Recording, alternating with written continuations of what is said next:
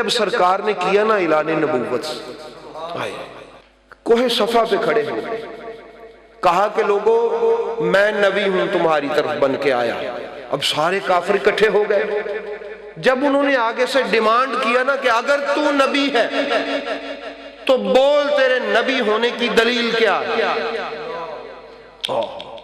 جب یہ انہوں نے ڈیمانڈ کیا میرے محبوب خاموش ہوئے، سر جھکا لیا، اب فضائیں بھی رکی ہوں گی، سارے پچھلے انبیاء کی روحیں بھی سمٹ کے آ گئی ہوں گی کہ جب ہماری امتوں نے ہم سے دلیل مانگی تھی نبوت کی تو آدم علیہ السلام نے اپنے علم کی دلیل کا سہارا لیا، سمجھ آئی؟ جناب یوسف نے اپنے حسن کی دلیل دی، جناب ابراہیم علیہ السلام نے اپنی خلت کی، جناب موسیٰ نے اپنی ہیبت کی۔ اسی طرح نا مختلف انبیاء نے مختلف دلیلوں کا سہارا لیا، اب سارے اکٹھے تو ہوئے ہوں گے اور ساری ارواح متوجہ تو ہوں گی کہ دیکھیں آج ہمارا سردار اپنی نبوت کی کیا دلیل دے، سمجھے ہو بھئی؟ توجہ ہے بھئی؟ سارے انبیاء کرام کی ارواح تو دیکھنے تو آئی ہوں گی کہ نبیو آؤ آؤ ذرا، ہم تو اپنے اپنے دور میں اپنی اپنی نبوت کی مختلف دلیلیں دیتے رہیں، آج ہمارے سردار سے لوگوں نے دلیل نبوت مانگی ہے۔ کیا مانگی ہے؟ دلیل نبوت مانگی ہے۔ اب سارے دم بخود کھڑے ہوں گے کہ پتہ نہیں کیسی کوئی عظیم و شان اپنا معجزہ نبی پاک بیان کریں گے۔ سرکار دو عالم نے سر اٹھایا، ابو جہل، عتبہ، عتیبہ، شیبہ، ابو سفیان، پتہ نہیں کیسے کیسے بڑے کافر وہاں پر موجود ہیں۔ سرکار نے فرمایا لَقَدْ لَبِسْتُ فِيكُمْ عُمْرًا أَفَلَا تَعْقِلُونَ، تمہیں عقل نہیں ہے؟ کفار سے کہا، یہ قرآن کی آیت ہے، عقل نہیں ہے تمہیں؟ میں نے اپنی زندگی کے 40 سال کے سارے دن اور رات تمہارے اندر گزارے ہیں، میری زندگی دلیل نبوت، میری زندگی کیا ہے؟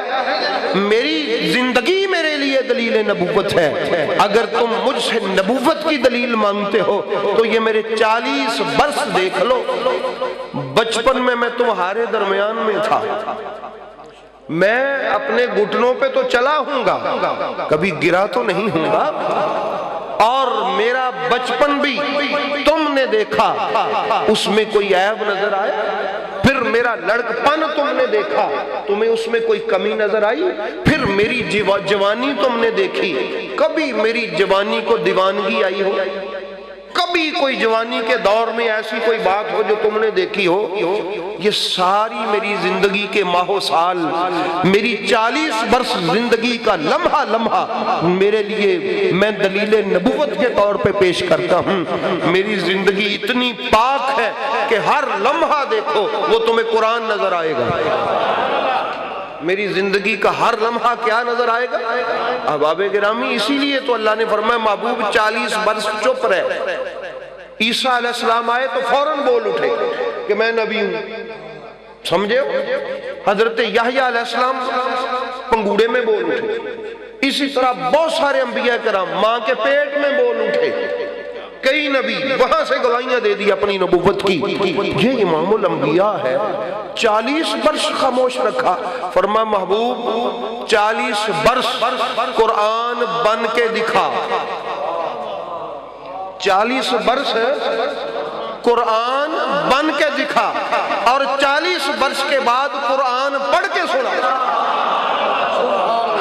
سجاد صاحب 40 برس کیا بن کے دکھا؟ توجہ نہیں ہے میرا خیال آگا۔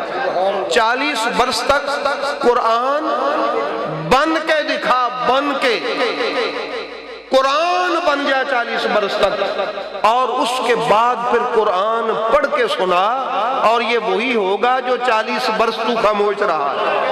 اب آپ واللہ باخدا آپ کو اس بات کی اجازت ہے کہ آپ نبی پاک سرکار پہ نازل ہونے والے اس قرآن کو پڑھیں، ترجمہ کریں اس کا، اور پھر نبی کے 40 سال کا مطالعہ کریں۔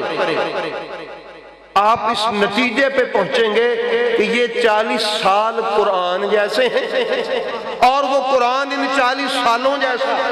تو اس لیے کہا کہ پہلے قرآن بن جا، پھر اس کے بعد قرآن سنانا شروع کر، تاکہ لوگوں کو پتہ چلے کہ 40 برس پہلے بھی قرآن ہی تھا، 40 برس کے بعد بھی قرآن ہی ہے. احباب گرامی، ان سے پوچھا نبی پاک نے، کہا کہ بھئی تمہارا میرے بارے میں کیا خیال ہے؟ انہوں نے کہا تھا نا کہ تو صادق بھی ہے، تو ایسا ہی کیا کہا تھا؟ تو صادق بھی ہے اور تو امین بھی ہے. اچھا، اب یہ تو اپنی زبان سے کہہ بیٹھے کہ تو صادق ہے. صداقت کا تعلق ہوتا ہے گفتار کے ساتھ، گفتگو کے ساتھ، اور امانت کا تعلق ہوتا ہے کردار کے ساتھ. اب یہ تو پہلے اقرار کر چکے، نہ تیرے جیسی کسی کی بات ہے، نہ تیرے جیسا کسی کا کردار ہے. تو اپنی بات میں بھی کھرا ہے اور اپنے کردار میں بھی کھرا. صادق و امین کی سمجھ آئی؟ ایسا ہے. اچھا، اب زبان سے کہہ بیٹھے، اب واللہ بخدا قربان جاؤں، اگر کوئی مجھ پر اعتراض کرے تو میری کوشش ہوگی کہ یہ لوگوں کو نہ ہی پتہ چلے، اگرچہ وہ جھوٹا ہی ہو. الزام لگائے، کوئی میرے اوپر اتہام لگا دے، کوئی الزام لگا دے، کوشش میری ہوگی کہ وہ چلو بے شک جھوٹا ہی ہے، چلو لوگوں تک تو نہ جائے، لیکن منشاء خدا دیکھیں کہ انہوں نے جو بھی میرے نبی پر الزام لگائے اللہ نے قرآن میں لکھ دیے، سب لکھے. اچھا، اب یہ تو کہہ نہیں سکتے تھے یہ جھوٹ بولتا ہے، کیوں؟ جرأت ہی نہیں تھی کہیں. کس منہ سے کہتے؟ اس منہ سے جس منہ سے کہا تھا کہ یہ صادق ہے. کیا کہنے؟ یہ شاعر ہے. یہ کیا ہے؟ شاعر تخیلاتی باتیں کرتا ہے نا، اس کا کوئی تخیل ہے، یہ اپنے تخیل کی باتیں کرتا ہے. اللہ نے فرمایا وما علمناہ الشعر وما ينبغي له، میں نے اپنے نبی کو شعر کہنا سکھایا ہی نہیں، اس لیے نہیں کہ نبی کو شعر کہنا نہیں آتا. وما ينبغي له، شعر کہنا میرے نبی کی شان ہی نہیں ہے. کیوں؟ شعر ہوتا ہے کسی تخیل کے نتیجے میں، نبی کا اپنا کوئی خیال ہی نہیں، نبی کا اپنا کوئی خیال ہے ہی نہیں. نبی جو بھی سوچتا ہے میرے اذن سے ہی سوچتا ہے. جس کا اپنا خیال ہی نہ ہو وہ شعر کیا کہے؟ کبھی انہوں نے کہا یہ مجنون ہے، کبھی کہا یہ دیوانہ ہے. اللہ نے وہ ساری باتیں قرآن میں لکھی. پورا قرآن پڑھ لیں واللہ بخدا، سخت دشمنی کے باوجود بھی کسی سے یہ نہیں کہا گیا کہ یہ سچا نہیں ہے، یہ سچا نہیں ہے. انہوں نے بلکہ یہ کہا، اللہ نے فرمایا یہ مانتے نہیں ہیں لیکن ان کے دل میں ہے کہ یہ سچا ہے. یہ بھی کہا اللہ تعالیٰ، مانتے نہیں ہیں لیکن ان کا دل گواہی دیتا ہے کہ یہ سچا ہے.